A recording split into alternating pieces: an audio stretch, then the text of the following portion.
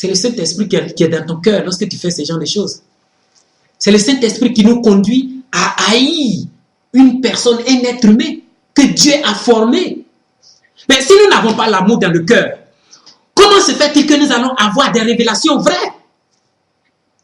Si nous n'avons pas l'amour de l'être humain que nous voyons, comment on peut dire qu'on aime Dieu qui est dans les cieux? Si nous n'avons pas l'amour dans le cœur, comment est-ce que le Saint-Esprit peut nous donner des révélations bibliques? Ce qui fait qu'on vient expliquer des choses qu'on ne peut même pas vérifier avec la Bible. On nous dit qu'Adam et Ève ne sont pas les premiers hommes.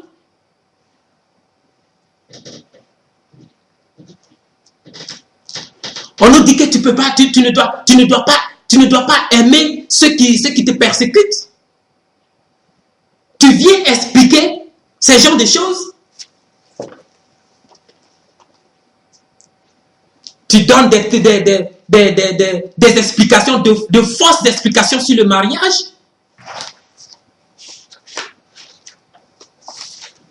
Et on pense qu'on aime Dieu de la sorte. Vous venez exposer de fausses connaissances, disant que le royaume de Dieu est différent du royaume des cieux. Vous venez nous expliquer que celui qui a accepté Jésus-Christ comme son sauveur, comme son Seigneur, celui qui a donné sa vie à Jésus-Christ, voit le royaume des cieux, mais il n'y entrera pas. Il faudrait qu'il naisse d'esprit et d'eau. Mais ça, c'est quelle explication? C'est quoi tout ça? Vous venez, avec votre manque d'amour, vous venez s'aimer la confusion dans le cœur des faibles. À cause de votre manque d'amour, le mauvais esprit vous pousse à aller lire des livres qui ne sont pas bibliques. Et vous tirez, vous prenez les fausses prophéties de ces livres et vous venez mettre ça dans la Bible, vous venez donner ces fausses prophéties, vous essayez de les raccommoder aux prophéties de la Bible et vous dites que l'enlèvement va se passer en 2011, en 2012, que nous sommes dans la grande tribulation. Et quand vous traitez les autres d'abrutis, lorsque ces gens-là ne croient pas en ce que vous dites, raconte des choses qui sont dans la Bible. Raconte des choses qui sont dans la Bible.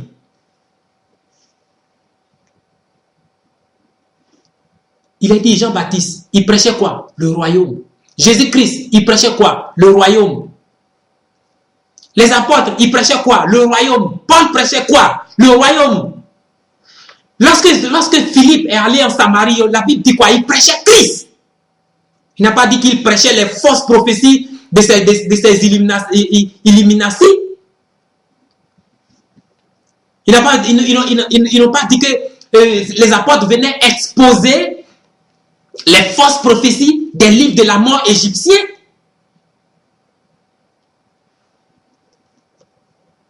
Vous venez, vous critiquez une personne parce que la personne fait des erreurs, vous le vouez à Satan, vous le traitez d'abruti, d'excréments spirituels, et ce qui sort de votre bouche, c'est de n'importe quoi. Je n'ai pas peur de vous. Je vous dis clairement ce que je pense, ce que je sais, ce que le Seigneur m'a dit. Je vous le dis clairement. Repentez-vous, vous qui venez faire ce genre d'explications. Vous sémez la confusion. Vous n'avez pas Christ en vous. Vous n'avez pas de pitié pour votre frère. Vous n'avez pas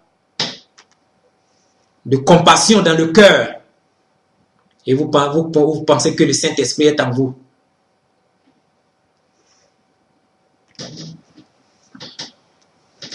Vous voulez vous faire connaître? Riche. Si tu veux te faire connaître, prêche ce qui est dedans. Aime ton prochain. Aime Dieu. L'amour va te donner la puissance pour guérir les autres, pour sauver les autres, pour donner de bons conseils. C'est comme ça que tu dois te faire connaître. C'est comme ça que le Seigneur, c'est comme ça que le Seigneur, les gens ont connu le Seigneur. Ce qui faisait que partout où il passait, il y avait tout un peuple qui le suivait. Même quand ils n'avaient rien à manger, mais ils étaient là. Parce que ce qui sortait de la bouche du Seigneur, ça guérissait, ça nourrissait leur âme. Ça guérissait leur âme. Vous venez raconter des choses qu'on ne peut même pas, qui apportent la peur, qui apportent la confusion. Le Seigneur Jésus-Christ a dit que lui-même ne connaît pas le jour où Dieu va intervenir. Et vous venez, vous dites que non, moi je connais, c'est en 2011.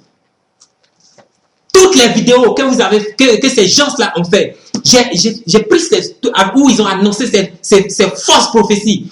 J'ai enregistré ces vidéos et je les ai mises là.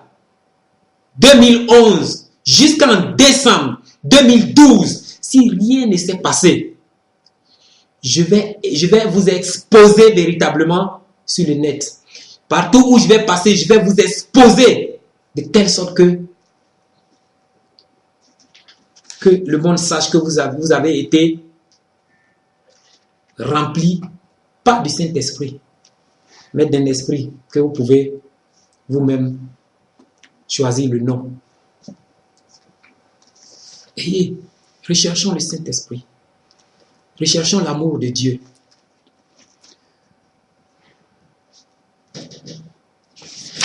Vous venez raconter des choses bizarres. Sauver ne veut pas dire enlever. Celui qui est sauvé, si Christ arrive aujourd'hui, il ne sera pas enlevé. C'est ce que vous dites dans vos vidéos.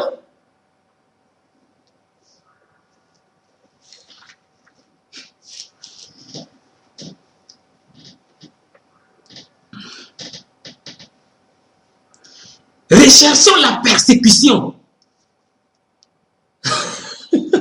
Recherchons la persécution.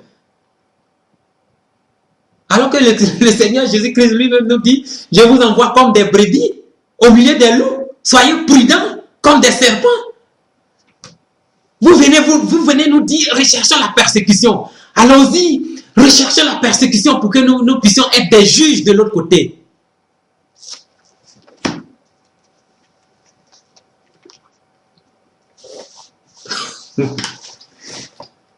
Le royaume des cieux n'est pas gratuit. Le royaume des cieux n'est pas gratuit. Qu'est-ce qu'il faut faire alors? Le Seigneur n'a pas dit que c'est un don gratuit. Lis la Bible. Lis ce qui est écrit. Pas ce qu'un esprit te dit. Lis ce qui est écrit. Même si un esprit te dit quelque chose, vérifie si ça se trouve dans la Bible avant de venir étaler cela.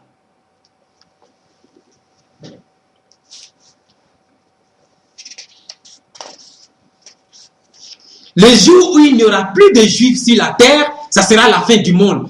Quel est le verset qui explique cela? Quel est le verset qui explique cela dans la Bible? Mais moi, je ne vous comprends pas. Vous critiquez une personne parce que la personne se trouve dans l'erreur, parce que le frère fait des erreurs dans son ministère. Vous le critiquez et vous venez faire pire que lui. Ce que vous dites est grave. Vient pas de Dieu.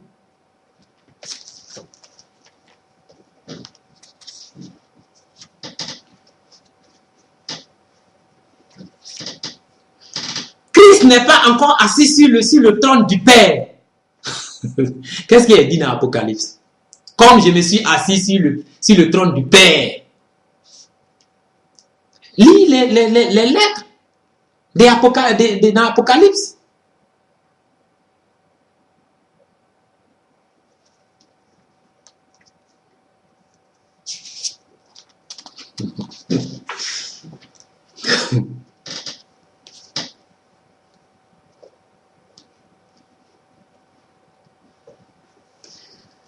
Oh.